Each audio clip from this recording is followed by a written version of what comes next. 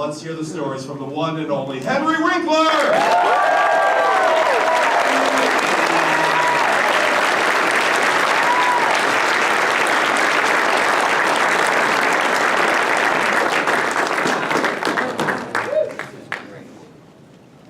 Okay, this is on. Or can you hear me without it? Can you hear me without it? Yes. No. I like that so much better. All right, so it is true. My name is Henry. And I am a husband. My beautiful wife, Stacy, is here. We have 3 children. We have 4 grandchildren. We have 2 dogs. Charlotte is a Labradoodle. A Labrador and a poodle ran into each other. She is an independent sleeper. She sleeps on the bed if you touch her with your toe. I have to remind my dog, it's our bed. Stacy found Linus. He was a little lad when we found him. And he grew into a Great Dane. He is not an independent sleeper. He has to sleep touching you. And by touching you, I mean he has to sleep on you, like a safety belt. You do not get up in the middle of the night and pee unless he says, okay. Linus, please, I've got to go. No, I'm not kidding. Linus, please get off me. A fact about Linus. He's got the worst breath in America. He seared my eyebrows right off my face. For months I had to paint them on. I'm an actor, producer. With my partner, Lynn Oliver, I have written 32 novels for children. They're comedies. He's not going to listen. I just want to say, at my booth, I have one left. I do not want to take it home. I also wrote one adult book. I love fly fishing for trout. It is a book of photographs that I took while on the river. And there's only one left.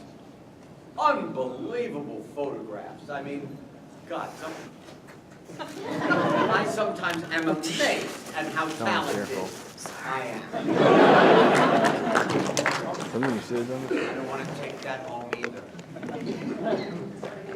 I am in the bottom 3% academically in America.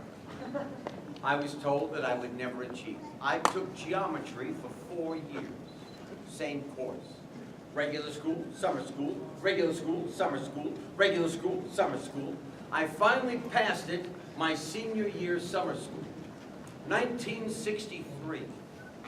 Today, at the end of February 2016, from then to now, not one human being has ever said the word hypotenuse to me. What the hell were they thinking? I had a wonderful career because I have tenacity. I prepared myself, and I'm grateful. And I'm telling you, if I can do it, anybody can do it. I was told that I would never achieve, that I was stupid, that I was lazy, that I wasn't living up to my potential. But inside I thought, I don't feel stupid. I don't want to be stupid. But if you say that, even in a joking way, to a child early enough, often enough, the child believes that you, the adult, is right. And so I must be stupid. And until last Wednesday, I thought I was. I had a wonderful time because I had a dream. I never let the dream go. I kept that in the forefront of my mind. And here I am today in this wonderful room with the wonderful you. And I'm having a...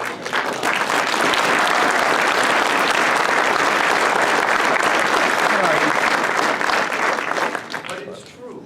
For the longest time, when I did the Fonz, and I did E for 10 years, I never said sit down. I didn't think it was cool enough. But I went E and I went whoa.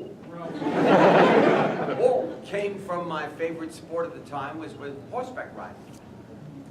But when I did the Fonz, I got a lot of fan mail. I got 50,000 letters a week.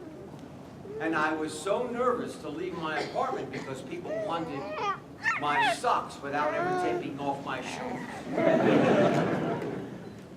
I read all my fan mail and I got gifts.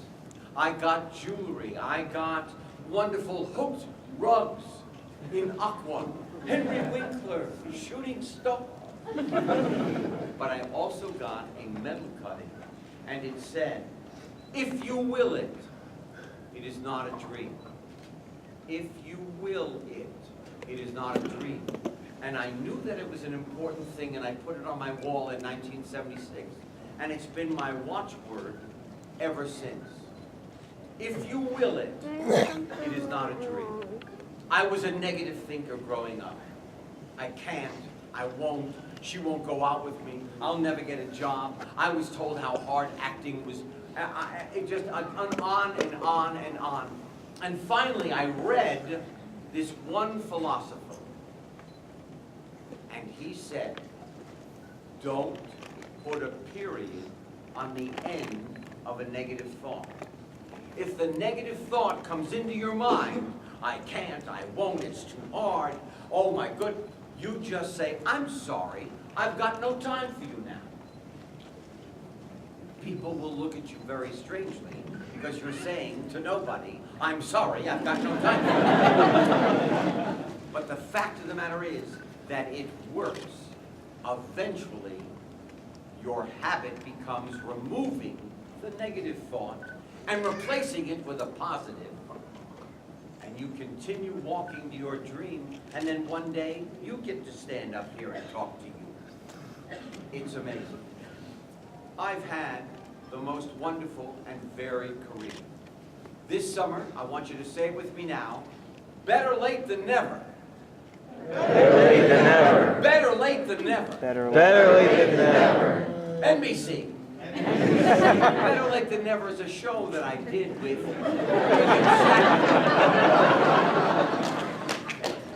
George Foreman, the heavyweight boxer, Terry Bradshaw, who won 4 Super Bowl rings, and well, okay, he's a steal, but he's funny. I did this great show with all of them, and Bill Shatner, the captain of the Enterprise. Ooh. And we went to Asia. We went through 6 cities with 5 cameras, and we just lived trying to figure out this new culture. We didn't understand it. We had a lot of fun. It'll be on this summer. What is it called? Better late than never. How did you know that? Somebody said, why don't you write books for children? I said, because I'm stupid. Oh, I forgot to tell you, my parents were very, very, very, very, very, very, very short German people. They came here for Germany. They wanted me to take over the family business, importing and exporting wood. I wanted to be an actor since I was 7. I did not want to import and export wood. The only wood I was interested in was Hollywood. But I was told I would never get there. My father spoke 11 languages. I only spoke, well, half of one because English was hard. He said, why do you think I brought some business over here? I said, besides being chased by the Nazis, Dad, was there a bigger reason than that?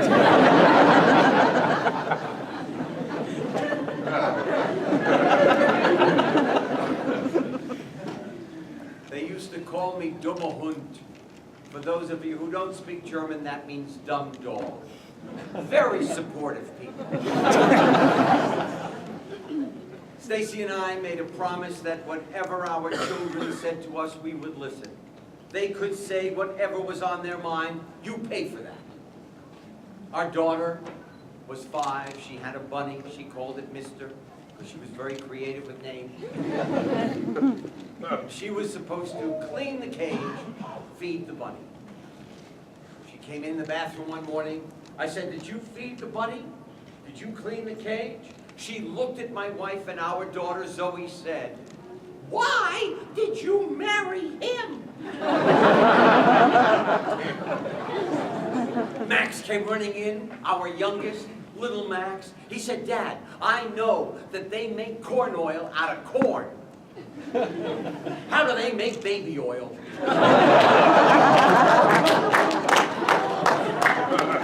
I said, "I'm going to get back to you on that." He is still waiting. Better late than never.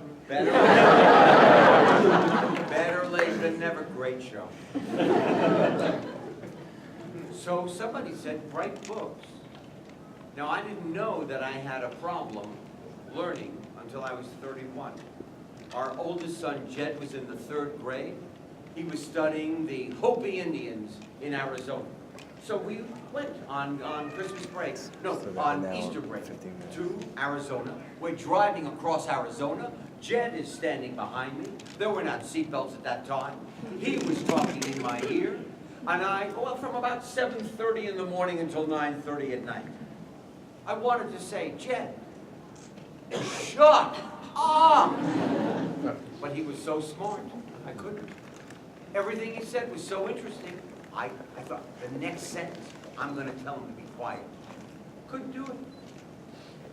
We get home. We had the most wonderful time with the Hopi Indians. They let me take a picture of them, and it's against the law, but the Fonz was really nice to African Americans also, but to Native Americans on a show that we did. They let me take a picture. We got home. Jed was trying to write a report. He couldn't do it. He wrote 3 lines. I said, "Go upstairs. You're being lazy. You're not living up to your potential." Everything that was said to me, I said to Jed. He couldn't do it. We had him tested. And everything that they said to Jed was true about me. And at 31, I found out I wasn't stupid. I wasn't lazy. I wasn't a dummer hund. I had something with a name. I had dyslexia. So this guy said, "Why don't you write books for children a second time?" This time I said, "I will try." We started writing, Lynn Oliver and I. We met for lunch. The fish was horrible, but the meeting was great. We have written 32 novels together. Dummer Hund is part of a writing team that wrote 32 novels. If you try, you can accomplish pretty much anything. Stuff you don't even think you can do. It's amazing. How am I doing so far? Is this interesting?